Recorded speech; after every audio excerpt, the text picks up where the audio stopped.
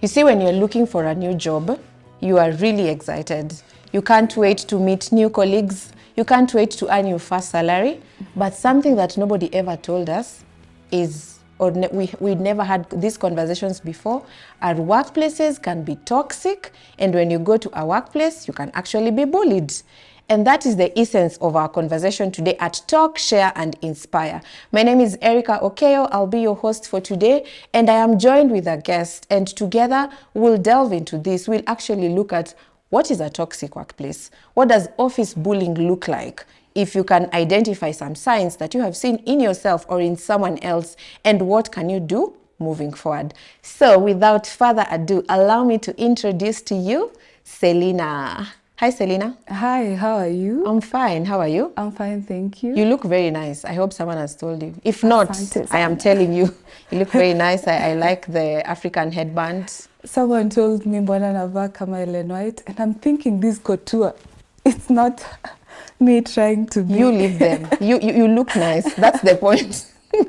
This Yes. is Paris. Yeah, that is, Couture. they don't understand. Yeah. Yeah, so Selina, maybe you can start by introducing yourself. Tell us who you are and what do you do on a day-to-day.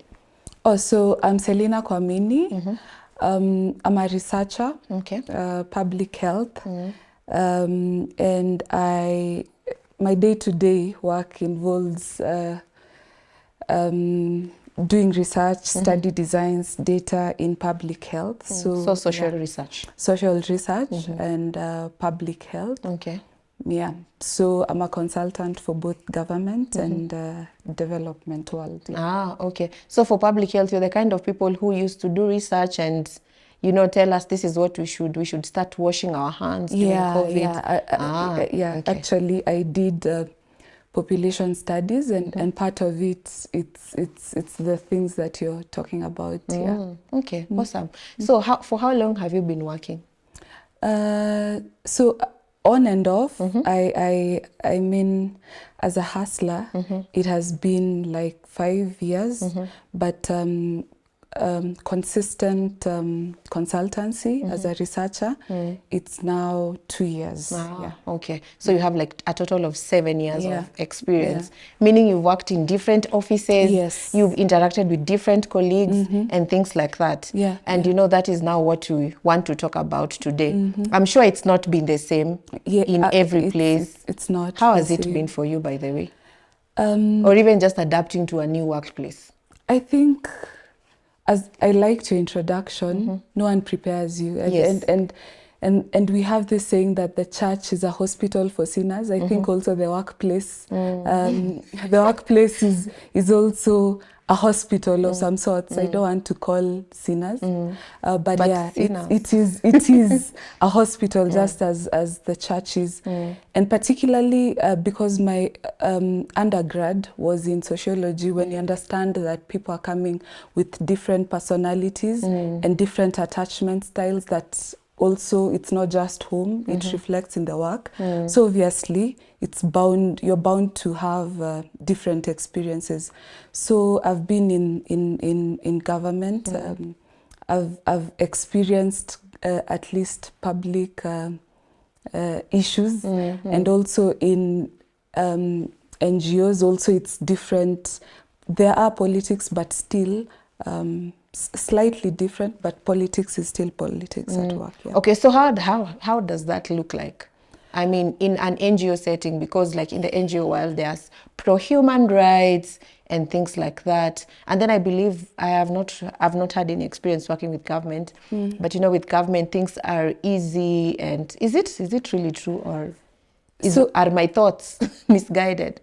For starters, I think for government, especially if you're someone, and you've known me since my undergrad days, if you're someone who really loves working and results, government might not be the best place for you, because now people start terming you as kierere, we ni kimenyi, unataka, you know, those things. You always want to, you are very forward. Yes, like, because people have this tendency to just come and drop their coats and then do other things, then wait for time to go home.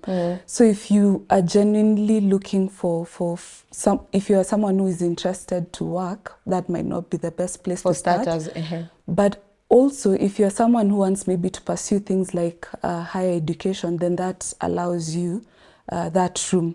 Now, when you go to private and INGO, I think they're very result oriented, and the workplaces might seem to have more pressure on you. It means you'll have less hours of sleep and such things. More working time. More working time. You may have to leave work very late and get there very early. Yeah. Okay, yeah. right. So that's the difference. Yeah, I love that. At least I've experienced the NGO world. Yeah. You start, you have to like write impacts and have time to trace them back. Some of the things you said you do, have you achieved them? You know, which is really, thank you so much for giving us that breakdown. And then also now let's go into office bullying and toxic workspaces. How does a toxic workspaces look like?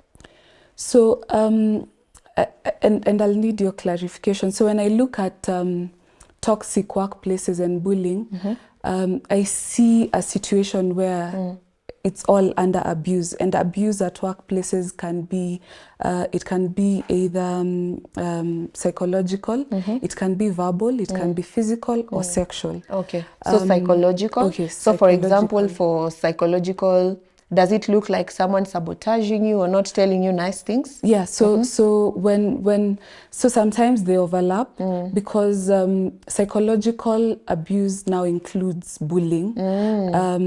And so of course verbal abuse can lead to psychological abuse. And also sexual abuse. Yes, can have psychological impact. Yeah. Okay, and it can be a form of bullying because there is a power dynamic. So bullying happens where there is power dynamics. Yeah. Okay. There's and it doesn't have to be hierarchical like manager to. There's also subtle power dynamics in the sense that even if you're in the same scale, but you've been there longer, you've or you've done masters and I've not done masters, or you've worked for 10 years and I'm just a beginner. So also there's power, although you are maybe at the same. We could be scale, peers, but there's still some. There's a power imbalance, or even male female. There's some sort of power play. Yeah. Okay. So what would office bullying look like? I mean, I'm just trying to imagine. At least we know a toxic workplace. I'm saying maybe I've been given some work to do and maybe I didn't do it very well, but then my boss they were not very nice with their comments. I can say that they verbally abused me. Maybe they told me I'm stupid, and I could say it was one time. Then I have learned that it's a pattern. They tell me I'm stupid, and then they actually shout at me. So it's a place that we would term that as toxic, right? Yeah, it is toxic. Yes. So bullying can be, of course, uttering demeaning words. Okay.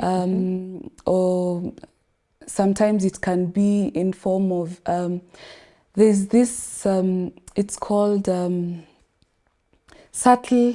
You know how people form cliques and then you're the one who is left out. Okay. It can be also you taking credit for my work, and that happens a lot. Or it can also be a situation where there are no boundaries, so people are calling you at 10 p.m. They want work done. Kindly but urgently. You know, urgently. And then it can be, like it really cuts across, including bullying can be things like I've had people tell me I'm stuck up because maybe I don't want to do particular things. And then you become the weirdo of the place. So it can manifest in different forms. And it's not just female, because I think many women talk about it, but it can also be even men experience bullying at the workplace, right? Yeah. So anywhere there's power imbalance. How about sabotage? Definitely. Yeah, we go to, let's say you're closer to the boss, for example, and you go and say that you sabotage. You're just like, no, Selena didn't work on that. I am the one who did the job. Interestingly, I've gone through such a thing. How was that for you? And it's both in public and in a private sector. In private sector. So I think this is the place where we need to tell people you need to be prepared for it. Tell them. You actually need to be prepared for it. I don't think you can run away from it. And I see it. So in the public sector, I've worked on different policies,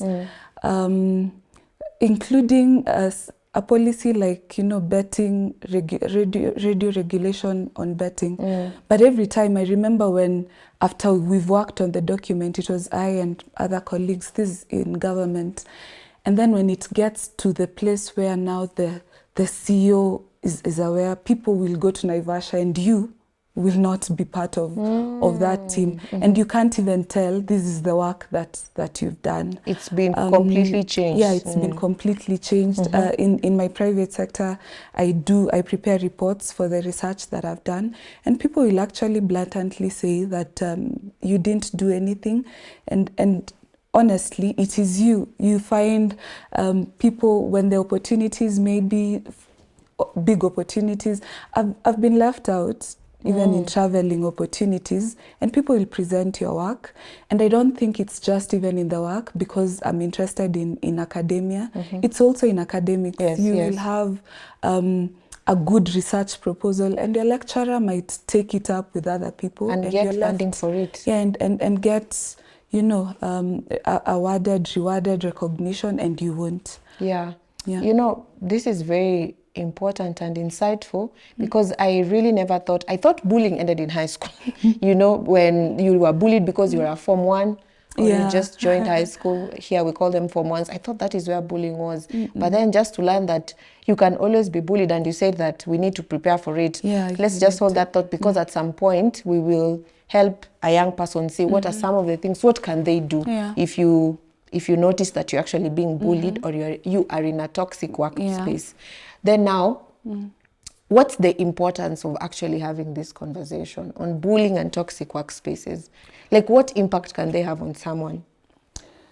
So I think first it's important to have these conversations, because other than home, I actually think we spend more time at our workplaces more than we even do at home. Look at it like this: you wake up at 6. Why are you waking up at 6? Because you need to get to work by 8. Yes. And then, okay, in our situation, you work 8 to 5. You can't leave work before 5 unless it's extremely urgent. Then after that, by the time I get home, it's 7 or 8 if there's traffic jam. And then I get home, maybe the slightest thing I can do is cook some small meal and sleep. And so it's true, we actually spend a lot of our time. So it's an important conversation that we should be having, because the people we work with and our work spaces are able to affect our other home lives and generally our lives. It will affect even your sleeping patterns if you're not okay. And I've seen situations where people, it wasn't just mental effects that they witnessed, it went even to physical, and you are constantly having headaches because of the pressure that you're having at work. So it's very important that we have the conversation, but also it's very important that we manage the situation while we still have time. And then the importance of such conversations, then you get to be equipped on how to maneuver in such eventualities. Yeah, that's very important. You know, I've had the experience or the privilege of working inside, I was going to say inside the country. I have had the experience of working, you know, in my country and outside. And I remember when I came back, adapting was quite difficult. I worked outside where it was result-based. Nobody cared where you are. Like, if you want to work on the rooftop, that is up to you. Like, as long as you do your deliverables. And then I remember getting back to the country and I'm like, why are people shouting in this place? Why can't we just chill? Why can't we just chill? Like, why can't we just like have a conversation? I will still understand if you don't shout. And I remember it got to a point by the time I was now, because now the other thing I want us to talk about, what are some of the signs, like what are the identification marks to say now this one is toxic, to differentiate, because probably you just have a boss who is a high achiever, you know, we need to identify so that you don't end up calling them a bully. So at first I thought this person was a high achiever because they used to get to work at 7 a.m.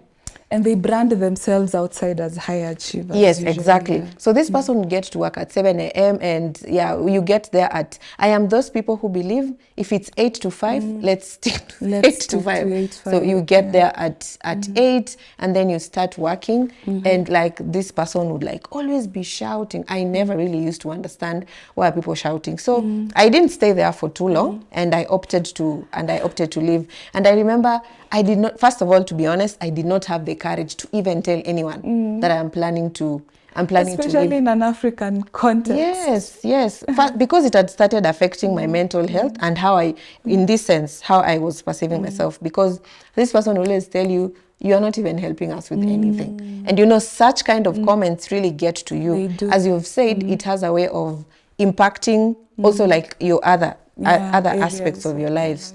Yes, and I remember the point of now saying, just going to them and telling them that I've decided, I'm giving notice, I'm planning to leave. I remember they told me, you are ungovernable, that I cannot be contained. Hashtag Erica the ungovernable. Erica is ungovernable. And at that time, I thought it was a bad thing, but now I am glad. I am so glad that I'm ungovernable. So what are some of the signs? Like, what do you spot and say, this is toxic? I actually, of course, we'll get later to it, but when you say, you remind me of a book that says, nice girls do not get the corner office. It's actually about the ungovernable. So some of the signs is that the places tend to be very chaotic and there's no structure. So there can be structure, and especially for government, there is structure, but no one follows those things. You know, if memos are passed, it depends with how well you relate to the HOD, so that you're included in the memo for maybe, you know, a travel or even just to present your own work. For NGOs, what I've noticed is, I remember when I was being interviewed, they told me there's no one's boss here, no one is your boss, and also you are your own boss. That is honestly a recipe of disaster, because then you find people trying to play bosses, and because there's no structure, I wouldn't even know whom am I talking to in the event that there is this problem. True. Who do I report to? Who do I report to? Because so lack of structure. And then the other thing is that it tends to there's pervasive fear of failure. You are really, it's scare, like fear runs the place. You know, and I mean, you can talk about it now that you've mentioned about someone shouting. For me, I get anxiety attacks when someone is shouting. I actually prefer that we speak. And then the other thing also, there's no feedback loop. And I see most companies have appraisals where the management give appraisals for the junior workers, but we are never given opportunities to also give feedback about to my boss or to my bosses, manager. And it's something that I think organizations should really consider. And I know you do training on such things, how to, you know, get the feedback. And then as I've noticed as well, if you also in a place where there is constant negative remarks and also spreading rumors. Oh, there's drama. You know, they call tea. I don't know if people enjoy tea. I don't like enjoying tea. Office tea. Office tea, I really don't like, because even you being there next time, someone will start attacking you. And you are not even participating in the tea. So obviously, yes, there's a lot of drama in places where there's toxicity. So tea for someone who's hearing this for the first time, tea is just like rumors and stories. For example, and most of the time it's not even office related, it's personal. I am talking about Selena's personal life. I'm talking about for instance, did you see the CEO gave her Did you see the way they greeted each other? Each other. The boyfriend came to see her last week. She came with a black eye.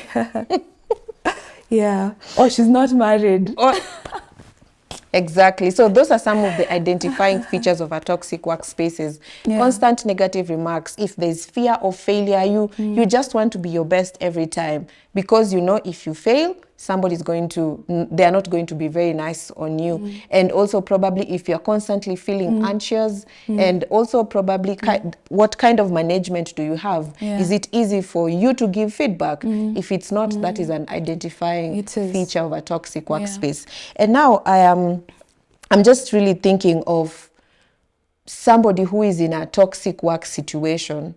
What do they do? Let's say you can't quit. That is where you get your bills from. Or yeah, let's say you can't quit, and then I also want us to see how exactly do you quit? Like, or how do you even report? So I'll start with your last answer. In answering also the first. So I think I'll answer it in long-term things that people can do, and the immediate ones when bullying is now happening. But in the long term, I find that there is no culture of self-development. People don't, you get a job and you feel that now umefika.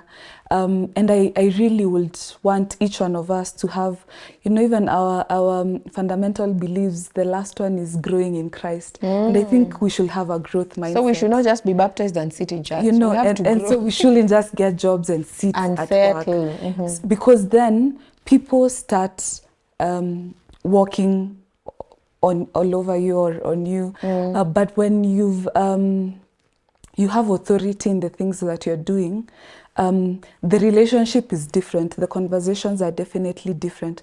So as you've gotten the job, think in ways that you can develop yourself professionally.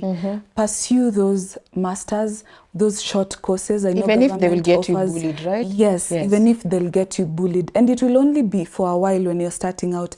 But ultimately, the reason is we shouldn't be myopic, because you're only thinking about that place. It's preparing you for the quitting that you're talking about. Oh yeah, so, true, because I have learned a different skill. I know better. You're now you're having a postgraduate and the additional experiences. So you quitting, in short, and I wrote a post on LinkedIn the other day, you are the product. And it's your duty to invest in you. No one else will do that for you. So it's very important that even when you're sitting, you're considering ways of making yourself. Then that way, even if not just that you quit, even if you are retrenched, you are sure that you can survive post it. All right. And talking about opportunities for growth, another example of toxic workplace, there are no opportunities for growth and self-development here.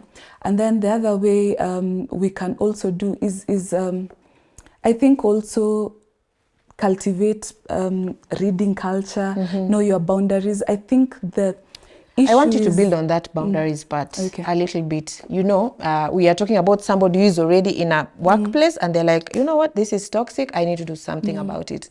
I'm just thinking, if someone is just starting out, they're just starting out their career, how can boundaries help them in a toxic work situation, or even to prevent or mitigate office bullying? So I think, in fact, for me, if you've not yet gotten a job, please start working on your boundaries as early as now. So one of my favorite books on boundaries, and it gives biblical examples. And it's actually called Boundaries. Yes, it's called Boundaries, and it's truly one of the best sellers. It's by Dr. Henry that you can consider. It talks, I like it because the other writers don't borrow from biblical perspectives, but he does.